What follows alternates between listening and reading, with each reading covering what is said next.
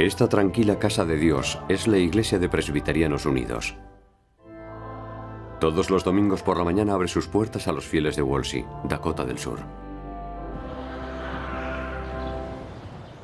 El pueblo no es más que unas pocas calles sin asfaltar a la salida de la carretera 14 y algunas granjas esparcidas por una ventosa pradera.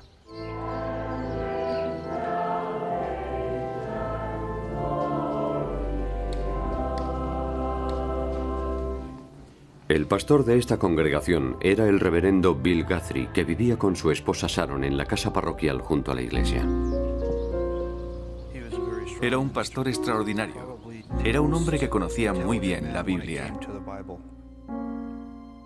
Sharon Guthrie ayudaba a su marido en las tareas de la iglesia. Atendía a los niños.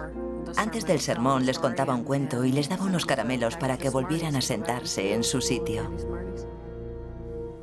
Los Guthrie estaban muy ilusionados con la boda de su segunda hija, Gina Lou, pero Sharon Guthrie no viviría para ver ese día. Justo después del amanecer del 14 de diciembre de 1999, el reverendo Guthrie pidió una ambulancia. Había encontrado a su mujer inconsciente en la bañera.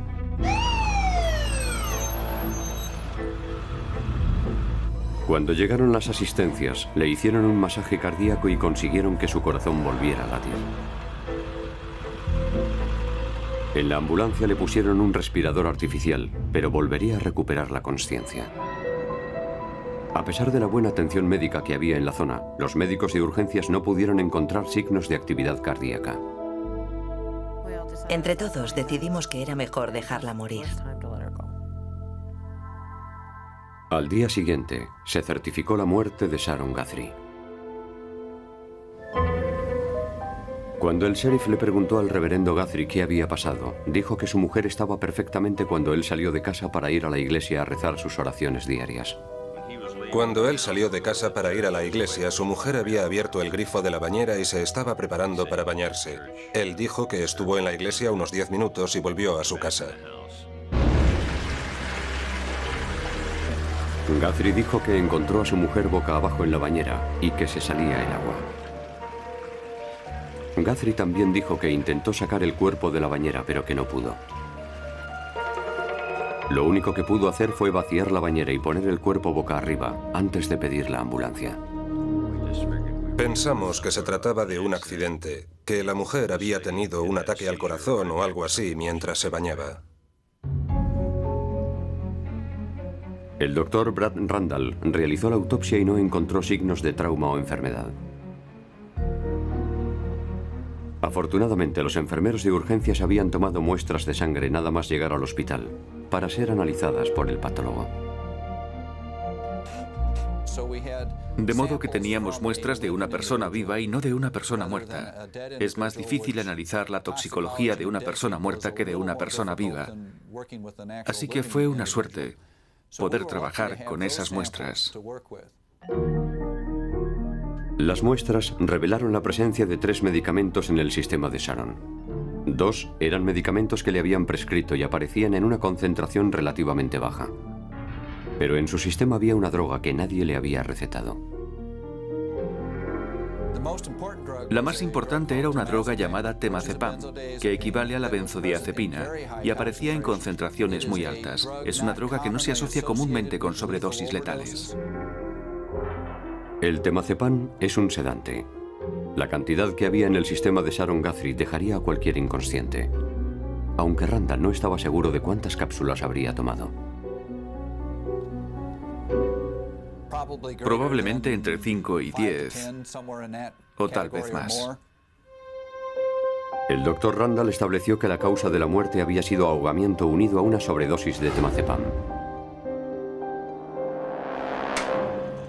La forma de la muerte no estaba clara. ¿Había sido suicidio? ¿O se trataba de un asesinato? 3 semanas después de la muerte de Sharon, su hija Gina Lou decidió seguir adelante con su boda como estaba planeado. Lo consulté con mi padre, lo consulté con mi familia, qué pensaban ellos que debíamos hacer, y lo consulté con mi marido, y entre todos decidimos que a mi madre le hubiera gustado que lo hiciéramos. De hecho, mi padre fue el que nos casó. Mientras tanto, el detective Jerry Lindbergh fue encargado de llevar la investigación de la muerte de Sharon Guthrie. Lamentablemente, la bañera en la que se había ahogado no había sido debidamente preservada para una evaluación. Como aún estaba viva y fue llevada a un hospital fuera de la ciudad, la casa quedó abierta y muchas pruebas fueron destruidas porque entró mucha gente, habían ido muchos buenos vecinos y todo eso. Pero los investigadores descubrieron de dónde procedía el temazepam encontrado en el sistema de Sharon. Un médico se lo había recetado a su marido, Bill. Bill Guthrie sospechaba que su mujer había tomado las pastillas estando sonámbula. Pero ninguna de las tres hijas recordaba que su madre fuera sonámbula. Los investigadores encontraron algo sospechoso.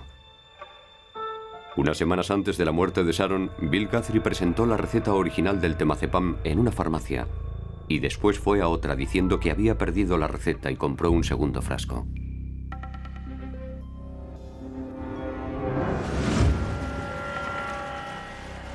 Otra inconsistencia era la ropa de Bill en la mañana de la muerte de Sharon. Bill le dijo al sheriff que había intentado sacar a su mujer de la bañera cuando la encontró. Sin embargo, los testigos dijeron que su ropa estaba completamente seca cuando llegó la ambulancia. Estaba seco. Si estás un rato intentando sacar a alguien del agua, seguro que te mojas. Y los investigadores descubrieron que el pastor ocultaba algo. Tenía una novia en Nebraska, había sido el cotilleo de la ciudad antes de marcharse de allí y venirse a Wolsey. Probablemente esa fue la razón por la que vino a vivir aquí. Yo la conocía de cuando estuvimos en la iglesia anterior. A mi madre no le caía bien, pero nunca supe por qué. La amante de Guthrie era un miembro importante de la iglesia de Nebraska. La relación continuó incluso después de que Guthrie se trasladara a Dakota del Sur.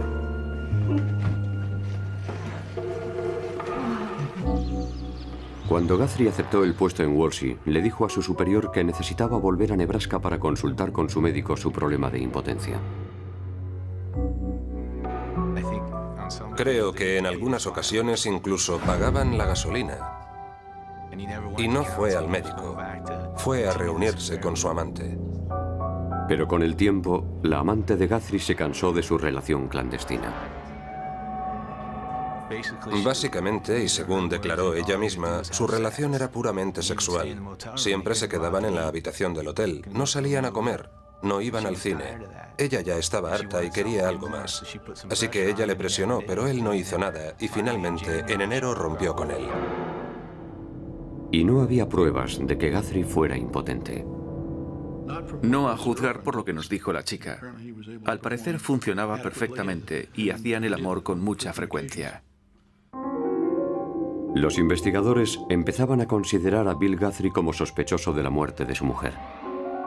Pero el adulterio y el fraude de una receta médica es una cosa y el homicidio es otra. La policía habló con la hija mayor, Susan, para averiguar si su padre había tenido algo que ver con la muerte de su madre. Aceptó enfrentarse a su padre con un micrófono escondido. Pensé que a lo mejor, como hija, podía pedirle que fuera sincero conmigo. Necesito que me digas la verdad. Bueno, pregunta. ¿Tuviste una aventura? No. ¿De dónde has sacado eso? Lo dice todo el mundo, papá. Saben mucho de ti, papá. Necesito que me digas la verdad de toda esta historia. Yo estoy de tu lado. No puedo creer que hayas hecho lo que has hecho. ¿Qué es lo que crees que he hecho? Dicen que tú mataste a mamá. Ha desaparecido una medicina. Yo no sé nada de ninguna medicina desaparecida. Y lo negó todo. Desde lo de su aventura hasta lo de la medicina. A finales de julio, los investigadores confiscaron el ordenador de la iglesia para ver los correos electrónicos entre el pastor y su amante de Nebraska. Los correos electrónicos no revelaron nada. Pero la policía se preguntaba si tal vez había información oculta en el disco duro del ordenador. Para averiguarlo, recurrieron a un experto en el campo de informática forense.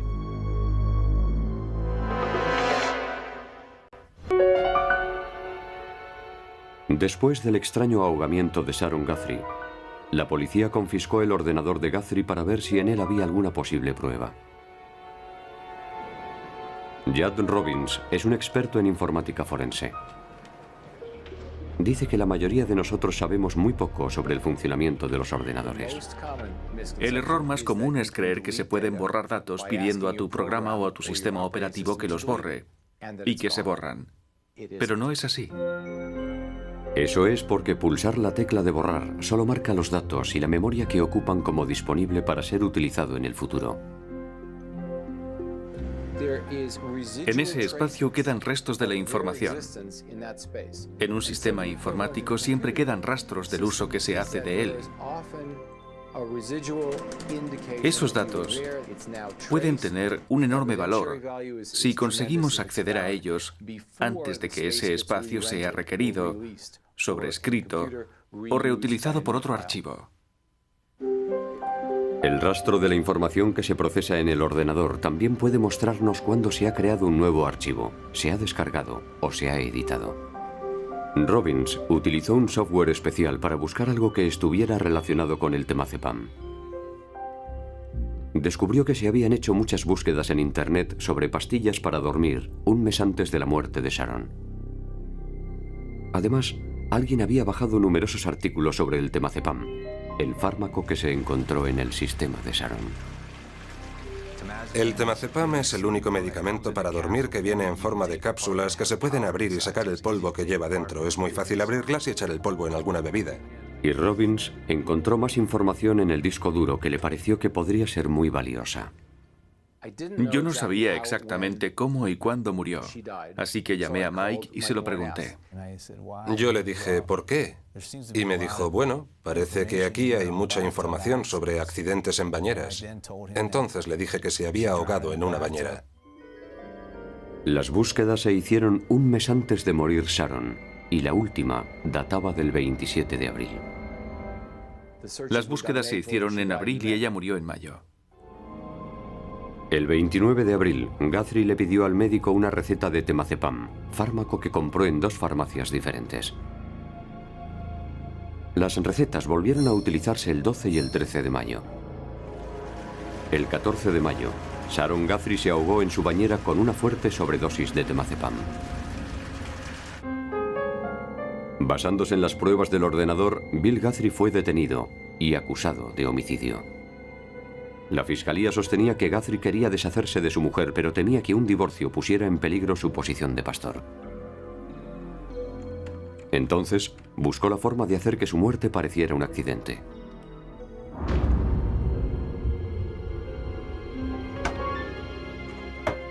Probablemente lo hizo poniendo una sobredosis de sedantes en su bebida favorita, el batido de chocolate. Lo tomaba todos los días. Le encantaba. Siempre tomaba batido de chocolate. Le gustaba mucho. Los fiscales creían que en la mañana de su muerte, Bill Guthrie había puesto temazepam en el batido de chocolate de su mujer. Y se lo dio en la cama, antes de irse a la iglesia.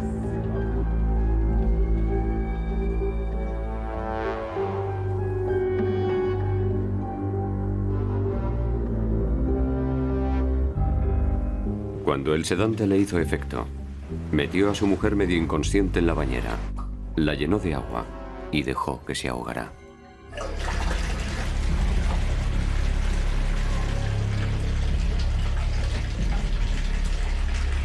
Yo creo que teníamos un caso muy sólido, pero todas las pruebas eran circunstanciales. Gina Lou Simpson seguía convencida de que su padre no era un asesino. Dijo que su madre tomó una sobredosis de Benadryl, una medicina para la alergia, unas semanas antes y que necesitaba atención médica. Yo creo que fue un accidente. Creo que ya había tomado Benadryl antes y algunas hierbas. Yo creo que probablemente volvió a hacerlo para llamar la atención. La gente que antes ocupaba los bancos de la iglesia para oír los sermones de Bill Guthrie, ahora ocupaba los bancos del juzgado del condado de Biddle. Estaba lleno todos los días. Algunos iban a las 7 de la mañana para tener asiento. El fiscal Mike Moore estaba seguro del caso. Pero de pronto Moore se llevó la gran sorpresa. La defensa presentó una nota suicida escrita por Sharon Guthrie.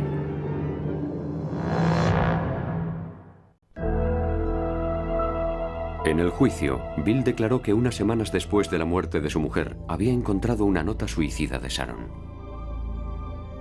Por alguna razón inexplicable, la nota estaba escondida en un misal en el despacho parroquial.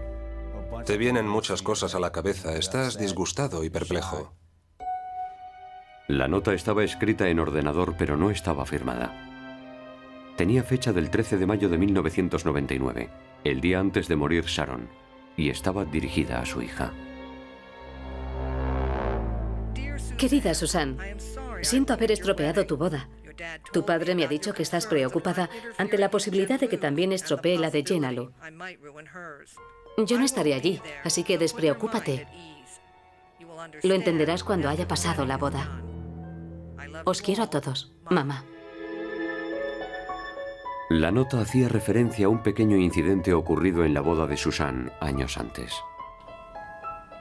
El fiscal Mike Moore pidió al experto en informática forense, Judd Robbins, que volviera a examinar el disco duro del ordenador de la iglesia para ver si había alguna nota suicida. Pero no encontró nada. La experta en huellas, Cindy Orton, analizó la nota utilizando un producto llamado nihidrina. Cuando alguien escribe una nota suicida y realmente está decidido a suicidarse, tiende a sudar. La nihidrina es un buen producto porque localiza los aminoácidos producidos por el sudor. El vapor de una plancha casera aceleró el proceso y reveló numerosas huellas dactilares. Alguien estaba sudando mucho mientras escribía esa nota. El motivo lo desconozco. Bill Guthrie dijo que le había dado la nota directamente a su abogado, pero las huellas de la nota no coincidían ni con las de Guthrie ni con las del abogado. Era imposible saber si las huellas dactilares eran las de Sharon, puesto que nunca le habían tomado las huellas, ni siquiera en la autopsia. Pero si la nota había sido escrita en un ordenador y no había sido en el ordenador de la iglesia, ¿en qué ordenador fue escrita? La policía descubrió que Guthrie tenía un segundo ordenador que había regalado a su hija y a su yerno poco antes del juicio. El ordenador fue entregado a la fiscalía. Lo único que queríamos era saber la verdad, saber exactamente lo que había pasado. Demostrar su inocencia o su culpabilidad dependía de ellos. Judd Robbins examinó el disco duro del segundo ordenador. En él, Robbins encontró un archivo con el título de Sharon. El texto principal estaba borrado, pero se veía la última frase de la nota suicida y tenía la misma fecha: 13 de mayo. Ambos documentos tenían el mismo error tipográfico. No había espacio entre la coma y el año. Los márgenes eran los mismos, las fuentes eran las mismas y las palabras también. El archivo había sido creado en agosto, 3 meses después de la muerte de Sharon. Robbins también encontró pruebas de que la nota había sido escrita por Bill Guthrie. La nota suicida había sido un documento creado junto o sobre varios de sus sermones del mes de agosto. Así que pude deducir la fecha y hora, comparando cada modificación que hacía en los sermones con cada modificación que hacía en la nota. Creo que entonces comprendí que sí había hecho algo, que la nota la había escrito él y que era culpable. Pensé que el jurado vería lo que yo veía y que la nota suicida era un último esfuerzo de ese hombre por librarse de la cárcel, pero le descubrimos. El jurado declaró culpable a William Guthrie de homicidio en primer grado y fue condenado a cadena perpetua. Después del juicio, el cuerpo de Sharon Guthrie fue exhumado para enterrarla en Nebraska, donde había nacido. Finalmente se obtuvieron las huellas dactilares de Sharon, y Cynthia Orton las comparó con las huellas de la nota suicida. No coincidían. La cuestión que aún está por resolver es de quién eran las huellas de ese documento. Por el momento, esa cuestión sigue siendo un misterio. Susan cree que su padre es culpable, pero a pesar de las pruebas forenses, su hermana Gina Lu cree que su padre es inocente y mantiene contacto con él a través de cartas y llamadas telefónicas. Perdí a mi madre, a mi padre y a mis hermanas con todo esto. Los perdí a todos en menos de un año. Las hermanas ya no se hablan. El fiscal dice que el caso se resolvió gracias a la ciencia forense. Dice que sin ella, Bill Guthrie sería un hombre libre. Sin esas tecnologías no hay nada que hacer. Si no tienes un patólogo que encuentre las drogas y no tienes un experto en informática que encuentre datos en el ordenador, no puedes hacer nada.